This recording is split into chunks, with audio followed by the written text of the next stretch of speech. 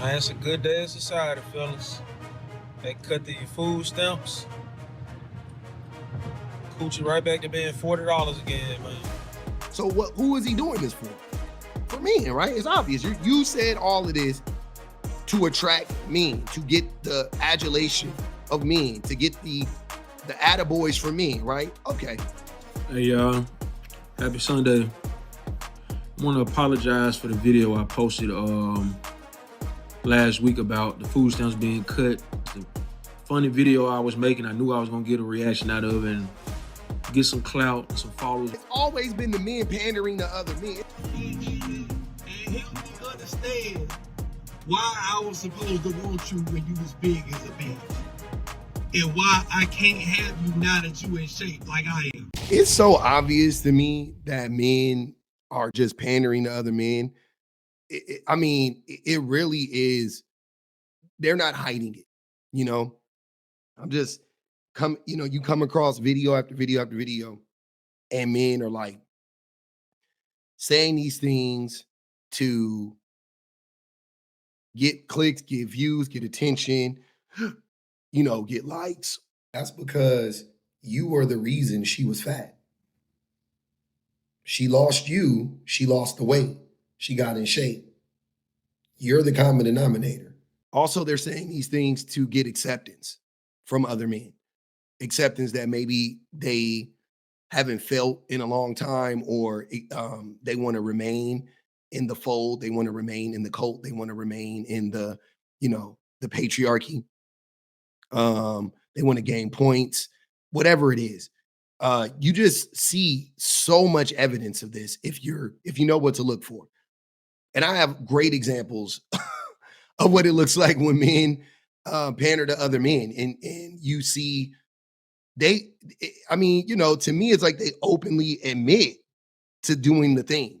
All you have to do is just read between the lines, and really ain't that hard to tell. All the men that are hopping on this trend of like, coochie gonna be $40 again now that they taking food stamps away, they're all pandering. Like all of them. None of them were buying coochie for $40 to begin with. Not none of them, but the majority of them weren't. You know what I mean? Like it's not even you. You're not even the guy you're talking about.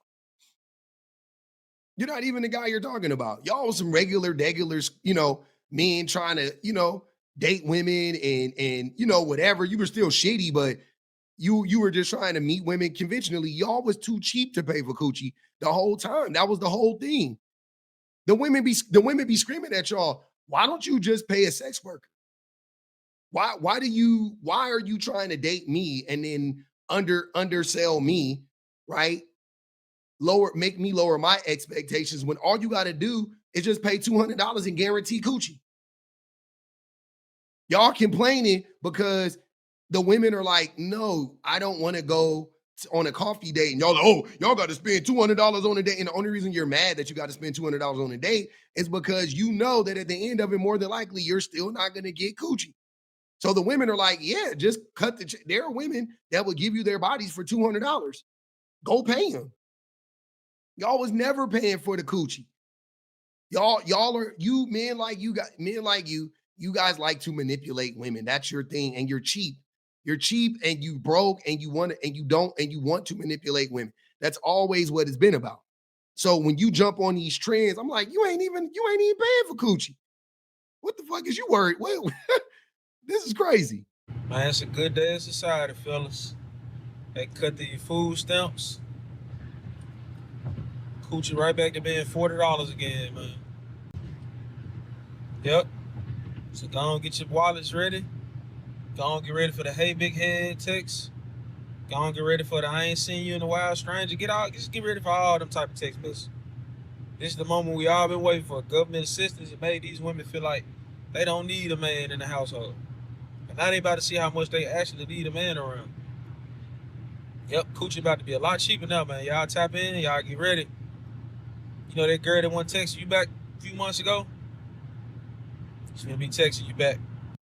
Isn't having a man in the home a completely different thing than women selling their coochies for $40? Aren't those two different groups of people?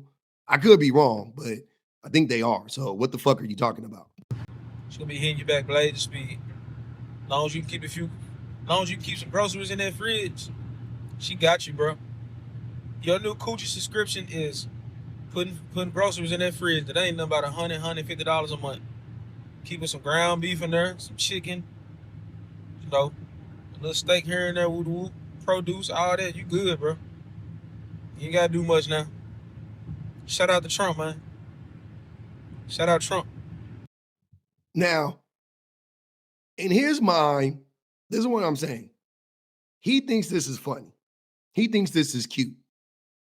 He knows that this is gonna piss women off. So he's obviously not doing this for women, for the female gaze. So who is he doing this for?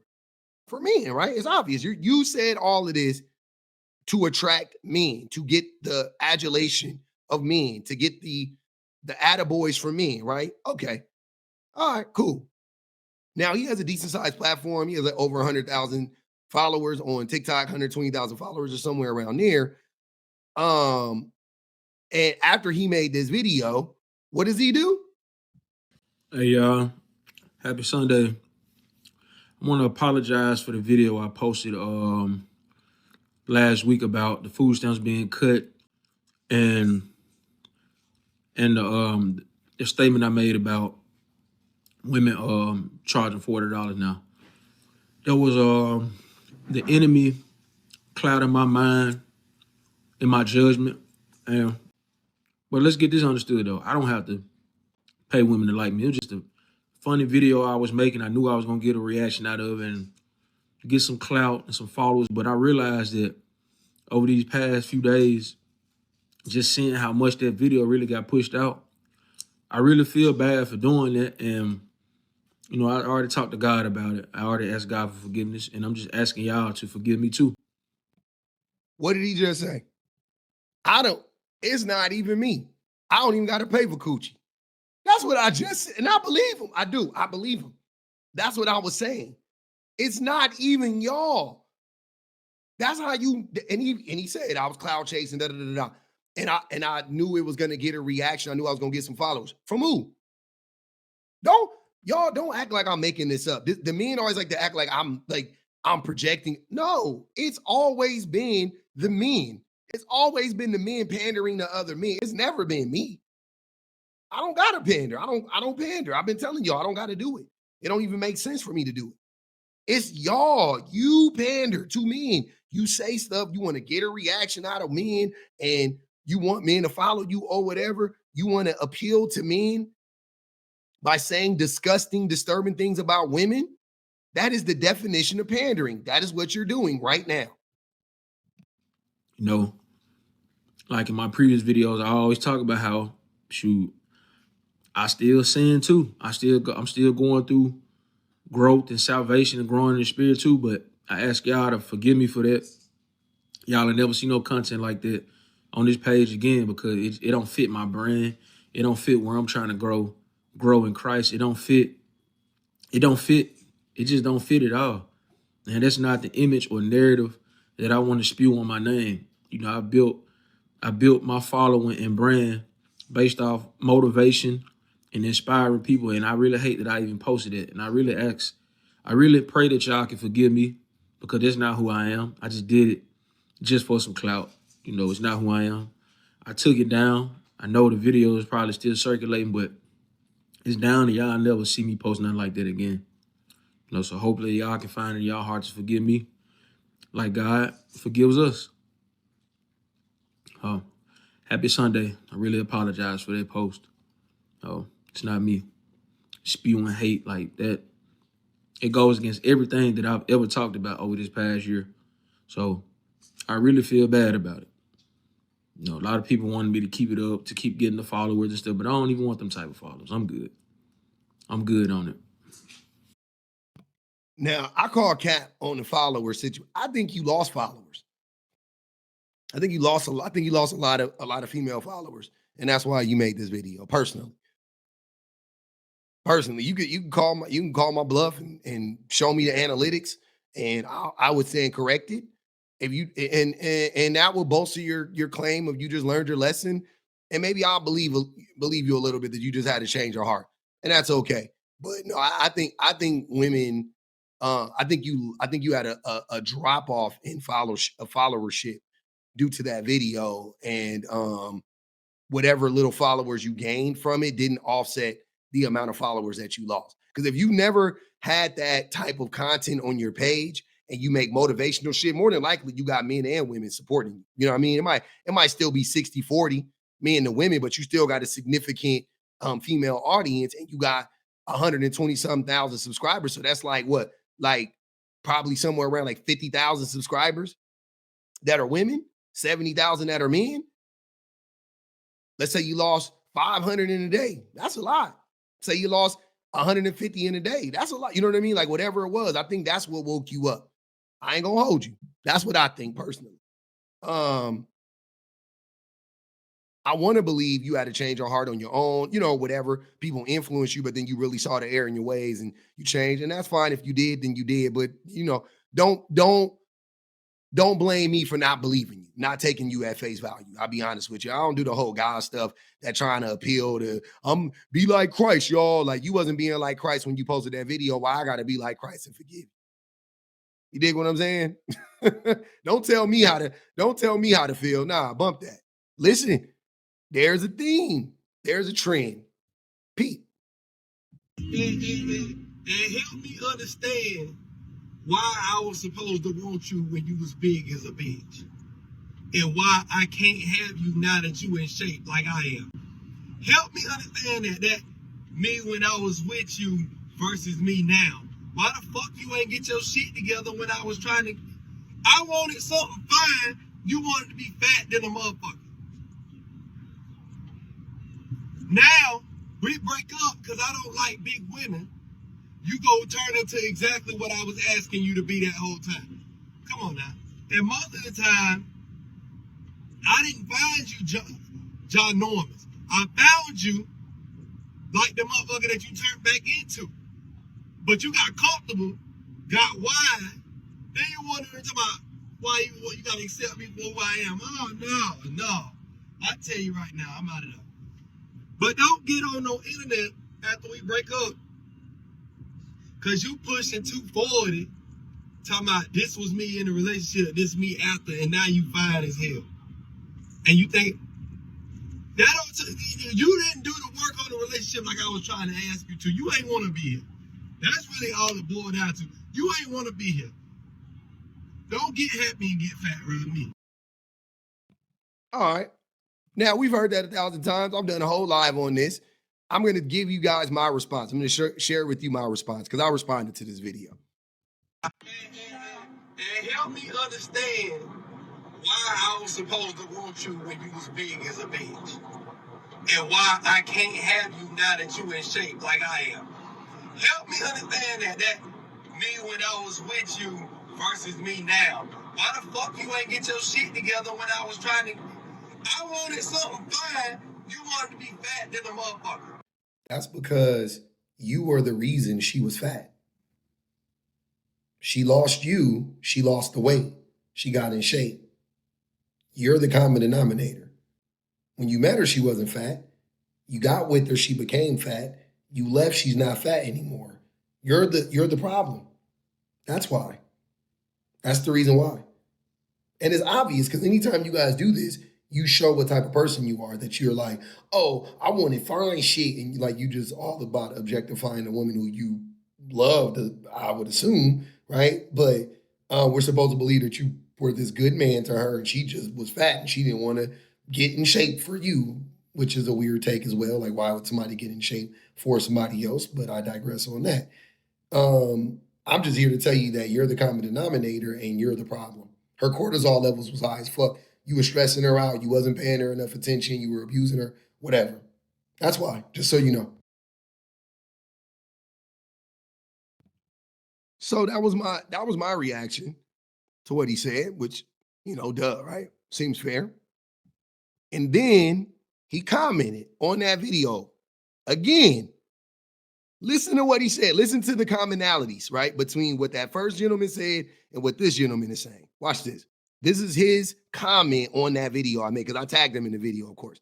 He said, okay, let's start with, I am not speaking from experience. It's a hypothetical video. The whole time he says, I, me. How would I know it's hypothetical? Okay. Then he says, love your video. Keep up the good work. That fake positive shit, right? And he said in a couple other comments, he didn't want no smoke and all that stuff. Cause I just kept calling him out. I was like, what the hell are you doing? But that's what he said, right? That was the comment he made. And this is how I responded to it. So you're pandering, right? You're pandering to men. You made this video and it wasn't even about you. So it was about what? Other men, right? And you made it because you thought other men would like it. You don't even believe in it. You're admitting to it. Like, oh, it doesn't even pertain to me. This is not even my story. But you knew men would eat that shit up. That is textbook pandering. And this is not even like to bash you or anything like that, but it is literally pandering by definition. And I'm using this because I want to show a true example of what pandering is. And I'll actually respect you for saying this out loud. And you made another comment too. And I actually respect you for telling the truth. Because most men who make that type of content that you made are also pandering because it's not even their story. It's always somebody else's story. It's never about them. They're always talking about the proverbial good guy. They always say, what about those good guys you guys left behind? It's never them. It's never their baby mama that took the money from them or stuck them up for child support or whatever. It's never them. It's always somebody else's story. And then the next person picks it up and then they tell it as if it's their story. And the next person picks it up. And really at the end of the day, it's just pandering. It's just you're just giving them confirmation bias. Stop doing it. Like I said, so what these men are doing is, this is what they do. This is what men are doing. They come up with these cockamamie like scenarios, these niggatheticals, right?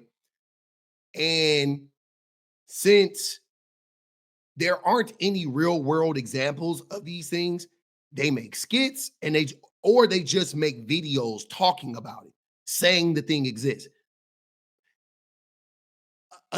Another dummy, a pandering man, a man that wants to pander to other men, he says, "Oh shit, that guy made that, and look at the reaction he got from that." And then they make the video, but instead of them saying, "I heard this" or whatever, they act like it actually happened to them or it pertains to them. That gives the story validity. And if every man is repeating the cycle, then that's how the stories become real in the minds of men. That's why you hear a bunch of men get online and talk about their timeline and the things that they see. I see stories from a ton of men saying X, Y, and Z. And I'm like, yeah, it's a game of telephone. They're all lying. They all heard that story from somebody else. It's not them. They've never experienced. There's not a ton of men that have experienced women weaponizing their vulnerabilities against them. There's not a ton of men out here buying coochie for $40. There's not a ton of men out, like most men aren't doing that. There's not a ton of men out here that have experienced getting in a relationship with a woman when she was fine, then she was fat, which is not fine in their estimation because you can be fat and fine. But she's fat now, and then you pleaded with her in the relationship, please lose weight. I really want you to lose weight. And she was like, nah, I'm good because I'm happy, because that's the way that they sell it, which again doesn't make any sense. So she was happy when you met her, happy during the relationship and put on the weight. Then now that you guys broke up, she lost the weight and is happy again. It doesn't make any fucking sense. All of those things don't look like happiness to me. And you haven't experienced that as a man. And if you have experienced that as a man, I'm here to tell you it is your fucking fault. That's what I let that young man know. Oh no, it's your fault. That's why she was happy and healthy when she met you, unhappy and unhealthy when she was with you, and happy and healthy again now that you're gone. You're not connecting that dot. I can't help you. But at the end of the day, all these men have the same approach. It's the same shit. I can tell you, it's the same dumbass stuff. It's just men making skits. Basically, men create these false narratives to create this false reality, quote unquote, right? Because we know it's not reality. And then men buy into it because the things that they are perpetuating, the lies that they are perpetuating, confirm these biases that men have about women and about men. And it results in a whole bunch of pandering. That's it.